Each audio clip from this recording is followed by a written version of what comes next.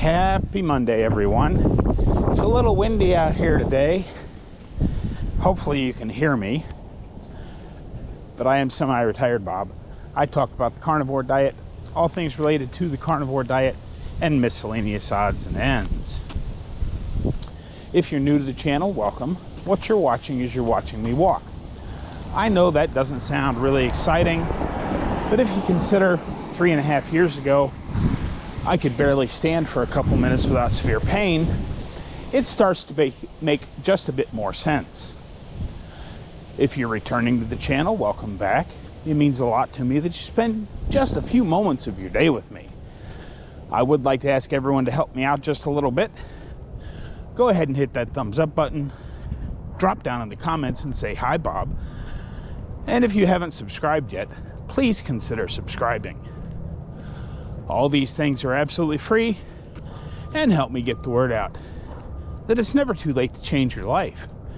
I'm 62 years old and I'm doing things I couldn't do when I was 40, like out here walking. Yesterday's video was about my Starlink, and I have a little update about that down towards the end of the video.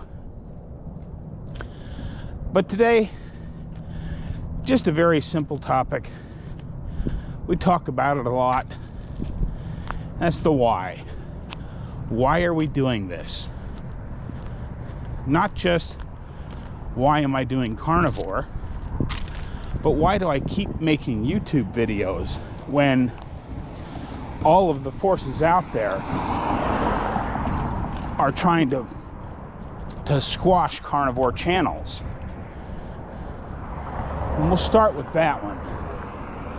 I do this, obviously I'm not getting rich at it. I think last month I made $35 from YouTube. It might have been 40. And a lot of that was from channel memberships. Because, you know, back before YouTube decided that if you said something against the World Health Organization, they didn't care. But since they put that rule in place that if you say something that doesn't agree with the World Health Organization, that they're going to push your channel down, well, that's pretty obvious that it's happening. I mean, I used to get 1,200 views on videos back when I had 2,500 subscribers. Now I'm closing in on 9,000, and I'm lucky if I get a couple 300 in the first day. It's a little bit discouraging, but the reason I keep making these videos is because if Dante had not put out his video about the lion diet and I hadn't clicked on it, I would probably be gone by now. And I keep going because if one person clicks on one of my videos and finds their way to a healthier life, then all of this has been worth it. Absolutely, without question. Now on to the why of carnivore. And I think our why is very important. The gal from Two Crazy Ketos once upon a time said your why should make you cry. I don't necessarily subscribe to that, but I also believe that the nebulous, I want to get a little healthier, I want to lose a little bit of fat, I don't think those are, now don't get me wrong, some people, that's all the motivation they need. But some of us need a little bit more.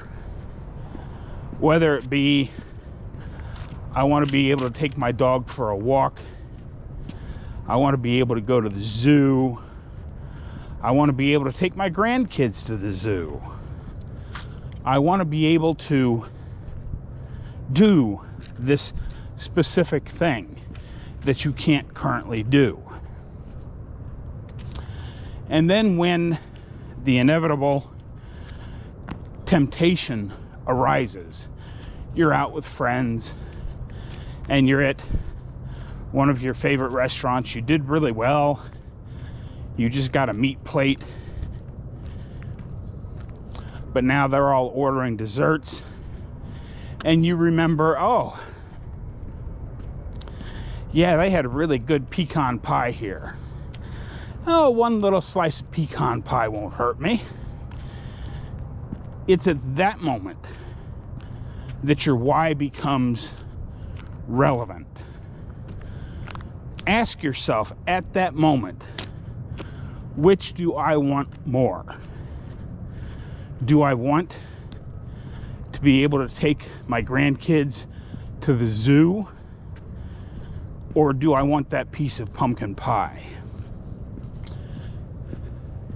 And if you keep that why right in front of your face at all times, it becomes much easier to stick with your carnivore diet. Now, you know, at home, it's easy because you just don't have any of that stuff in the house, right? But when you're out for special occasions,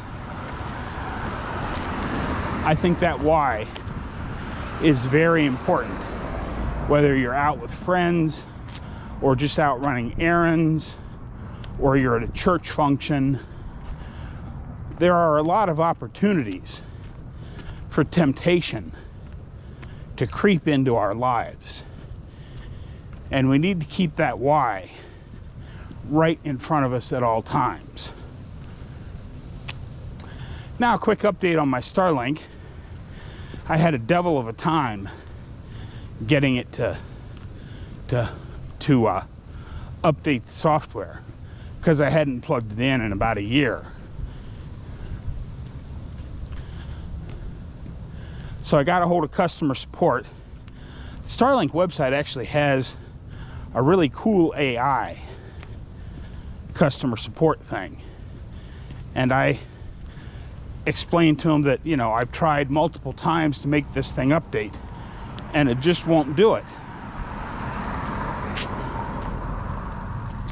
And the AI said, well, even if your dish isn't communicating with your app, just plug your dish in and set it out where you normally keep it and just leave it on for 48 hours.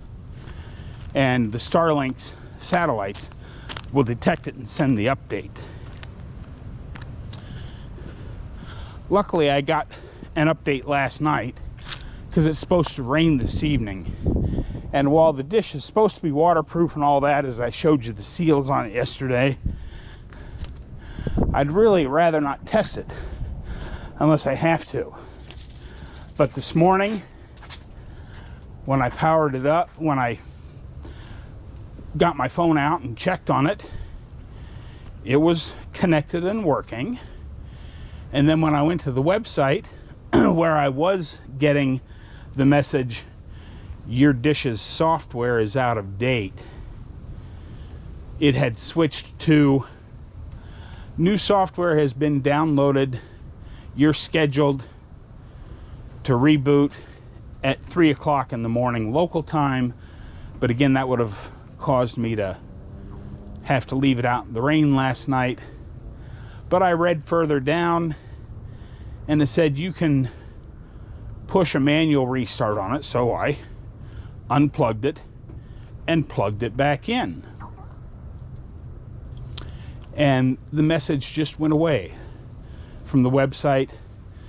Everything is up and running again. Everything is perfect. I was really afraid when I went to bed last night that I had managed to brick my Starlink by not updating it often enough.